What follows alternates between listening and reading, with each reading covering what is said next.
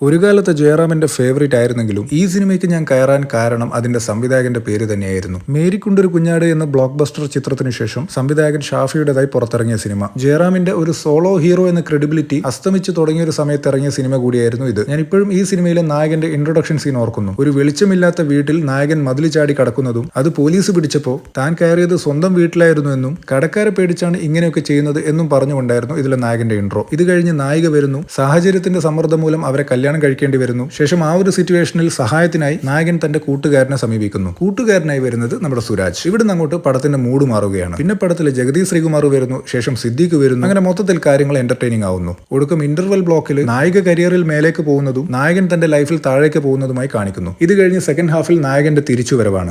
ഇതിനിടയിൽ നമ്മുടെ പൃഥ്വിരാജ് ഈ സിനിമയിൽ വരുന്നുണ്ട്. പുള്ളി ഒരു ഫിലിം സ്റ്റാർ ആയതുകൊണ്ട് തന്നെ ഈ സിനിമയിൽ പുള്ളിക്ക് പ്രത്യേകിച്ച് ലുക്കൊന്നുമില്ല. ആ കാലത്തെ പുള്ളിയുടെ റെഗുലർ അപ്പിയറൻസിൽ തന്നെ ഈ സിനിമയിലും വന്നു. എന്റെ കാൽക്കുലേഷൻ ശരിയാണെങ്കിൽ അർജുനൻ സാക്ഷി, സിംഹാസനം തുടങ്ങിയ സിനിമകളിലെ അതേ ലുക്കിലാണ് പുള്ളി ഈ സിനിമയിലും അഭിനയിച്ചിരിക്കുന്നത്. പുള്ളിയുടേതായ ഒരു പാട്ട് ഈ സിനിമയിൽ വരുന്നുണ്ട്. വിദ്യാസാഗർ ഈണം നൽകിയ കാർത്തിക് പാടിയ ഇന്നും എന്റെ ഫേവറേറ്റ് ലിസ്റ്റിലുള്ള ഒരു പാട്ട്. അങ്ങനെ വില്ലനായ സിദ്ദീഖ് അത്യാവശ്യം സ്കോർ ചെയ്ത പടത്തിന്റെ സെക്കൻഡ് ഹാഫും നന്നായി പോയി. ഒടുക്കം കോടതി മുറിയിൽ വെച്ചൊരു ക്ലൈമാക്സ് രംഗത്ത് ജഗതി വീണ്ടും വരുന്നു.